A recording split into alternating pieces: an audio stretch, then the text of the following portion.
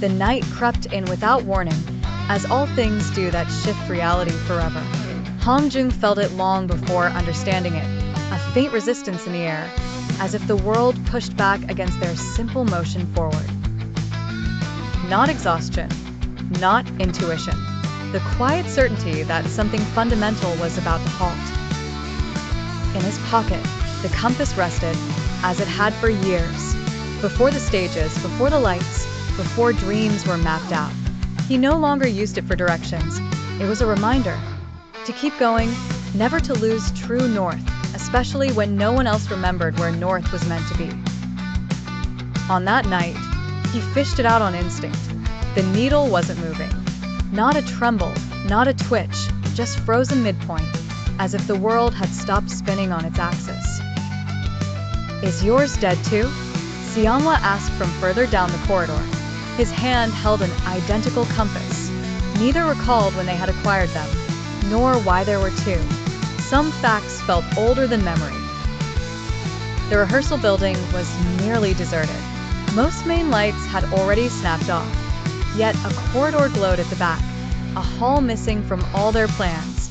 One none of them remembered ever walking. Yunho was the first to point out the sound. Deep, low, relentless, like surf pounding distantly against some unseen shore. Is there even an ocean nearby? Woo-young joked half-heartedly.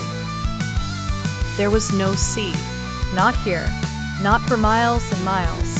But with every step closer, the sound grew clearer. San sensed pressure in his chest, not pain, a warning.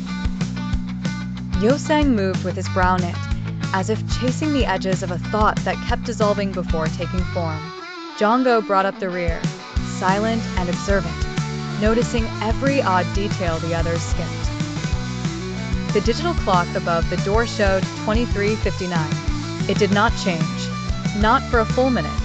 Then another. The surf's roar intensified. The clock remained stuck at that single, trembling second before everything ought to shift. Time itself resisted permission to move. At the end of the shining corridor stood a blue door. No room number, no sign, not even a keyhole. There was only a worn surface bearing a dark stain low down, where water might have once forced entry. We shouldn't open it, Jonggo said.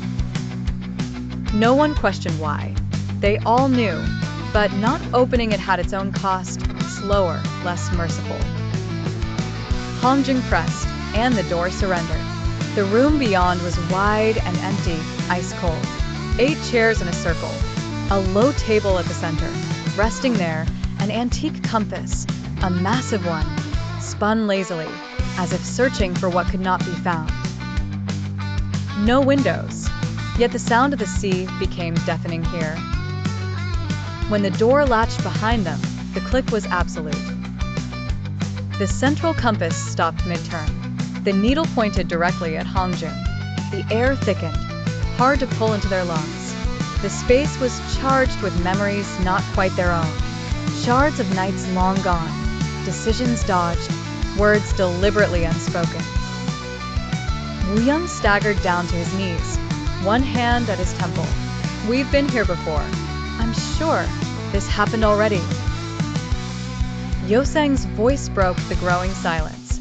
Yes. Last time, someone didn't make it out. A voice followed, ancient and originless. To move forward, something must be left behind. The floor began pooling with water, not seeping from beneath, but flooding in silently along the walls. Slow, certain. San stepped up, defiant. If you need a person, he said, I'll stay. A beat of silence. That isn't how it works, the voice resonated, and the compass shook atop the table. You already tried that before. It hit them, not with vision, but with vacancy.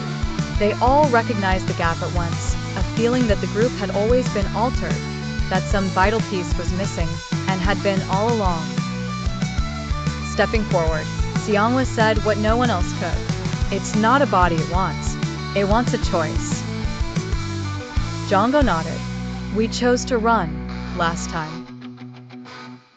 cold water rose to their ankles. The ocean's pound merged with a slow, human heartbeat beneath their feet. Hongjoong finally understood.